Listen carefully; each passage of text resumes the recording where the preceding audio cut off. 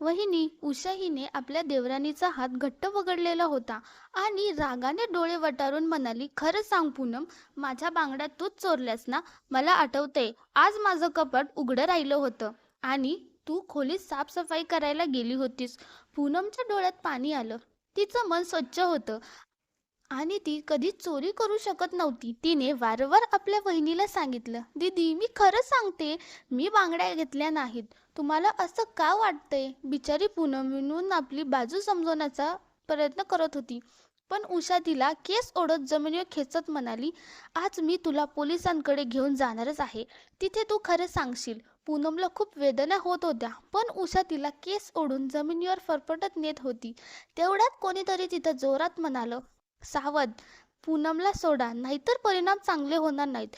उषाने आवाजाच्या दिशेने पाहिलं तर तिच्या डोळ्यासमोर अचंबित दृश्य उभं राहिलं. समोर उभा असलेला व्यक्ती रागाने उषाकडे पाहत होता. अखेर तो कोण होता हे जाणून घेण्यासाठी शेवटपर्यंत व्हिडिओ पहा आणि व्हिडिओला लाईक, शेअर आणि आमच्या चॅनलला सबस्क्राईब करायला विसरू नका. पूनम, ओ पूनम, कुठं मेलीस? किती वेळापासून सांगते, भाऊंचा टिफिन घेऊन ये. असं म्हणत उषा गडगडत किचनमध्ये गेली. तिथं पाहिलं तर पूनम जमिनीवर बेशुद्ध पडली होती. तिला पाहताच उषा मोठ्याने ओरडली, अरे बघा, तिचं नाटक पुन्हा सुरू झालं. महाराणी परत बेशुद्ध पडली. तिने आपल्या नवऱ्याला हाक मारून बोलवलं आणि कुरकुर लागली. काम टाळायला 100 कारणं. नीरज आत आला आणि पूनमला खाली पडलेलं पाहून म्हणाला, अगं तिला पटकन उचल, ही प्रेग्नेंट आहे, तिची काळजी घ्या, तिला आत घेऊन ये. उषा चिडून म्हणाली, तुला हिची का फार काळजी आहे? मला नाही, थोड्या वेळाने स्वतःच उठेल. नीरजला खूप वाईट वाटलं, पण आपल्या बायकोसमोर काही बोलू शकला नाही.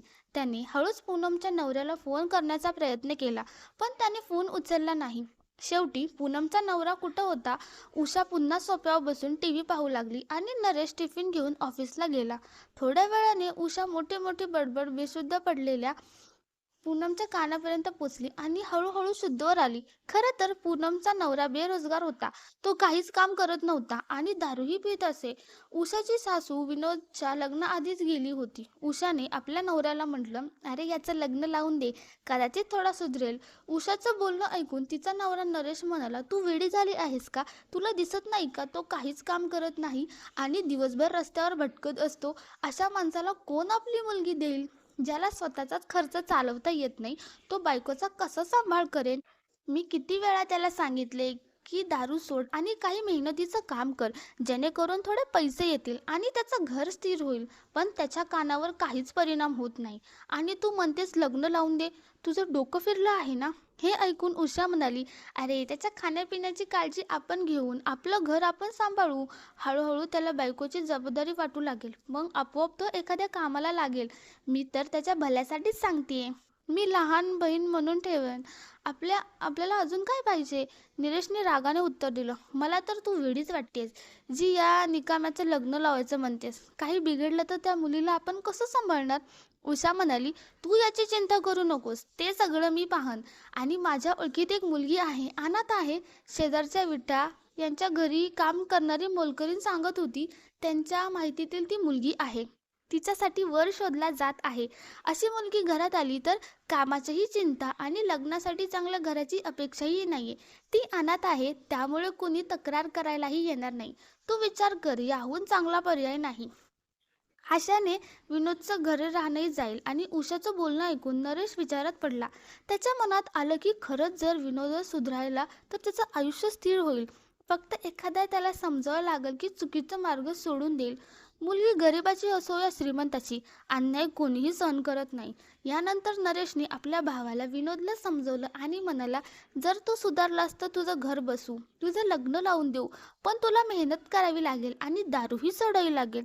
हे ऐकून विनोद म्हणाला, भाऊ तुम्ही फक्त माझे लग्न लावा, मी सगळं ठीक करीन, कधीही कोणतीही तक्रार करायला संधी देणार नाही.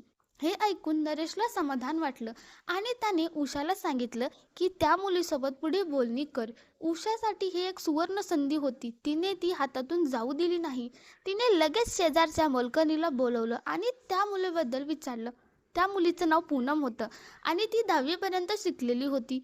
उषाने लग्नाची तयारी झटपट करून लगेच मंदिरात लग्न ठरवले. विनोद आपलं लग्न ठरतंय हे पाहून खूप आनंदी होता आणि दिवसेंदिवस त्याची दारू पिणंही बंद केलं. ही गोष्ट नरेशला आवडली. 2 आठवड्यांच्या आत विनोदचं लग्न पूनमशी झालं. त्याच्यासोबत सासरी आली. पूनम येताच उषाने तिला घरातील सगळी कामं समजून सांगितली आणि म्हटलं, "मी तुझी जरी मोठी जाऊ आहे, तरी मी तुझी सासूच आहे. कारण तुझ्या नवऱ्याची जबाबदारी आम्हीच घेतली आहे.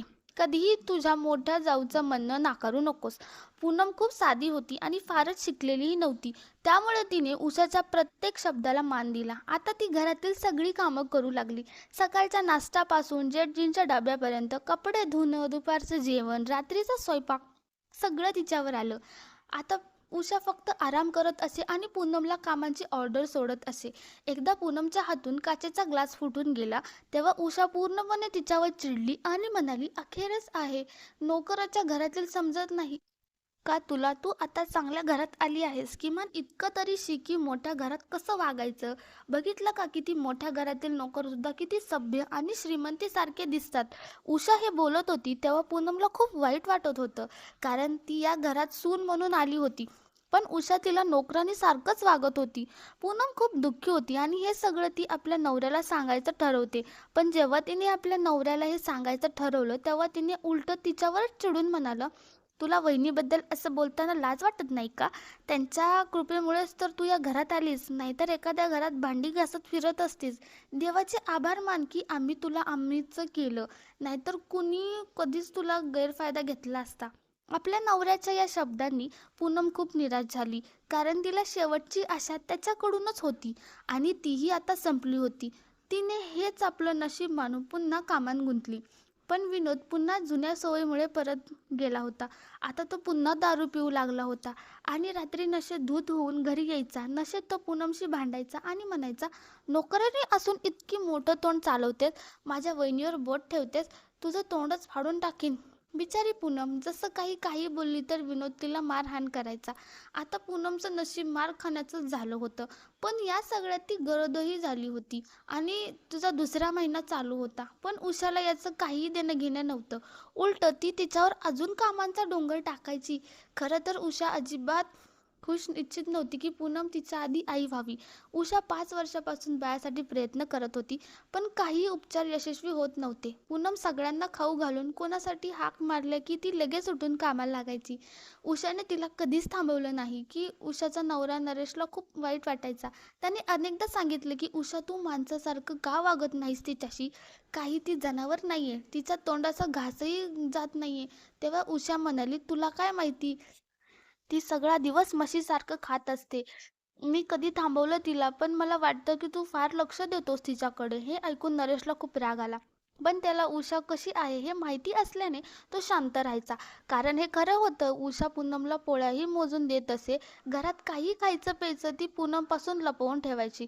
नीरजला चांगलंच समजलं होतं की पूनम आधी गरोदर राहिल्यामुळे उषाला तिचा हेवा वाटतोय.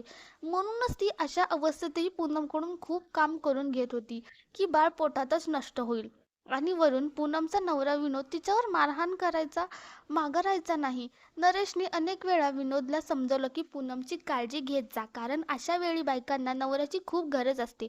पण मध्येच उषा बोलून उठायची, "मला दिसतंय की तुम्ही आता बायकांच्या गोष्टीत बोलायला लागलात. अशा अवस्थेत नवऱ्याची गरज नसते, काम करण्याची गरज असते. नाहीतर बाळ होण्यात अडचण येते. खूप आराम केला तर बाळ धड होणार नाही." विनोद म्हणाला, "वहिनी, तुम्ही तिची काळजी घ्या. मला काही समजत नाही." निरेश आपल्या बायकोला खूप राग आला. तो विनोदला बाहेर नेऊन म्हणायचा, "विनोद, हे बाळ तुझं आहे. त्याची जबाबदारी तुझीच आहे. आता एखादं कामधंदा शोध जेणेकरून थोडी कमाई सुरू होईल. बायको काही असो, ती सगळं आपल्या नवऱ्यालाच सांगते. आम्ही तिच्यासाठी सगळं करतोय मान्य आहे, पण तिलाही कदाचित भीती वाटत असेल की तुझी पत्नी आहे, तिला प्रेम दे. उषा जसं वागत आहे ते योग्य नाही. अशा अवस्थेत खूप काम करणं योग्य नाही. तुला पूनमकडून लक्ष द्यावं लागेल, नाहीतर काहीतरी वाईट होईल." नरेश आपल्या भावाला समजवण्याचा प्रयत्न करत होता.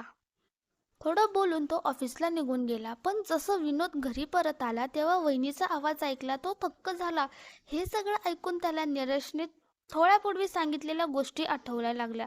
वहिनी इतक्या कडक बोलण्यात त्यांच्या अंगातील प्रत्येक पेशी रागाने पेटून उठली. जो त्यानेवर विश्वास करत होता, जिला देवीसारखं पूजत होता, आज त्यांच्या डोळ्यावरचं झापड उघडलं होतं. उषाने आपल्या देवरानीचा हात घट्ट पकडला होता आणि डोळे वटारून रागाने म्हणाली, "सत्य सत्य सांग पूनम, माझं कंगन तूच चोरलंस ना?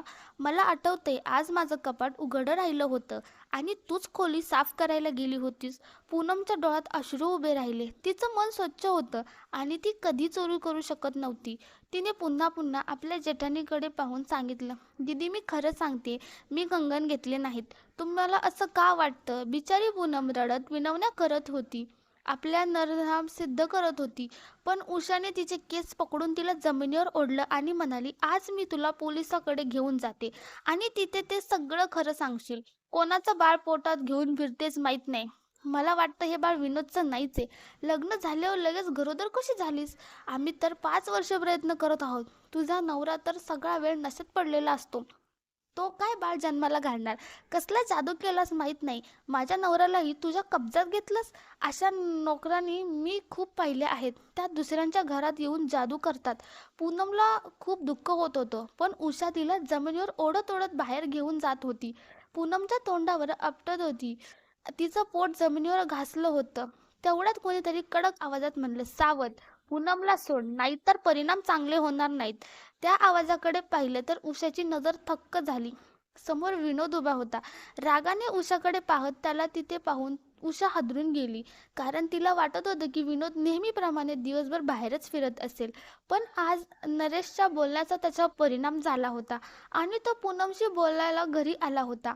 आतलं दृश्य पाहून विनोद हादरला. त्याने पटकन धाव घेतली आणि पूनमला उचललं, सावरलं आणि मग रागाने आपल्या वहिनीकडे पाहिलं. त्याने कठोर स्वरात ओरडला, "हिची तपासणी करा. इतकी घाबरलेली बाई आहे की तुमचे भाऊही हिची बाजू घेण्यासाठी येतात.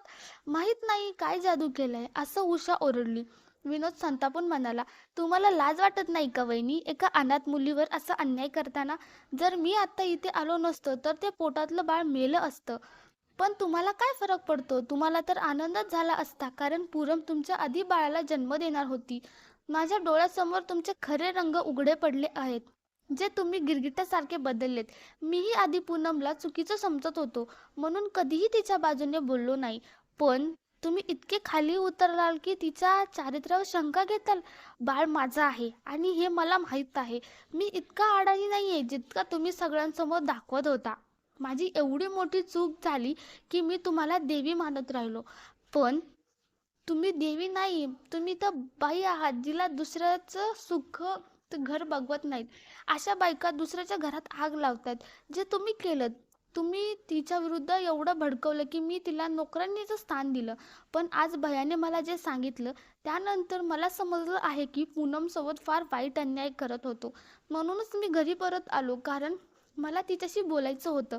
शेवटी ती माझ्या होणाऱ्या बाळाची आई आहे. पण तुमचं वागणं पाहून मला स्त्री जातीचं चीड आली आहे. एकीकडे तुम्ही इतकी निर्दय आहात, दुसरीकडे पूनम जिने एक शब्दही तुमच्या विरुद्ध बोलला नाही. तुम्ही तिच्या निरागसपणाचा फायदा घेतला आणि माझ्या व्यसन देण्याचाही. पूनम, मला माफ कर." असं विनोद म्हणाला. "मी अशा स्त्रीला देवी मानत राहिलो आणि तिची साथ देत राहिलो. आज भैयाने मला डोळे उघडून दिले. जर मी आज वेळेवर आलो नसतो तर माझं मूल गमावलं असतं." तेवढ्यात उषा ओरडली, "मी तुला या घरात फुकट ठेवलं, पण तू माझ्या घरात छिद्र करत राहिलास. तुमच्यासारखे लोक उपकारालाही मानत नाहीत." इतक्यात पूनम वेदनेने तळमळायला लागली. विनोद तिला पटकन उचलून रुग्णालयात घेऊन गेला. त्याने आपल्या भावाला नरेशला तिथे बोलवलं. डॉक्टरांनी तपासणी करून सांगितले की बाळ ठीक आहे. पण तुम्ही वेळेवर आणलंत, नाहीतर धोका झाला असता. तरीही तिला 2 दिवस रुग्णालयात ठेवावं लागेल, कारण ती अजूनही वेदनेत आहे आणि बाळाची स्थिती नाजूक आहे. पण काळजी करू नका, आम्ही सर्व काही सांभाळू." हे ऐकून विनोद आपल्या भावाच्या मिठीत जाऊन रडू लागला आणि म्हणाला, "भैया, हे सगळं माझ्यामुळे झालं आहे. काश मी आधीच तुमचं ऐकलं असतं." पूनम 2 दिवस रुग्णालयात राहिली. त्यानंतर नरेशने आपल्या भावाला दुसरीकडे राहायला पाठवलं आणि घरी जाऊन आपल्या पत्नीला चापट मारली, "तू स्त्री जातीवर कलंक आहेस. आता मला कळते की देवाने आपल्याला मूल का दिलं नाही, कारण त्या त्या लायकीचंच नाहीये. जी बाई दुसऱ्यांना माणूस समजत नाही, तिला स्वतःला मूल कसं होणार?" उषा हात जोडून क्षमा मागत राहिली. पण नरेश म्हणाला, तू माझ्या डोळ्यात इतकी खाली गेली आहेस की आता वर यायला जागा शिल्लक राहणार नाही. त्या दरम्यान विनोदने मजुरी करायला सुरुवात केली आणि आपल्या घराची जबाबदारी स्वीकारली. पूनम आपल्या संसारात सुखी होती आणि विनोदने तिला खूप प्रेम देत होता आणि काळजी घेत होता.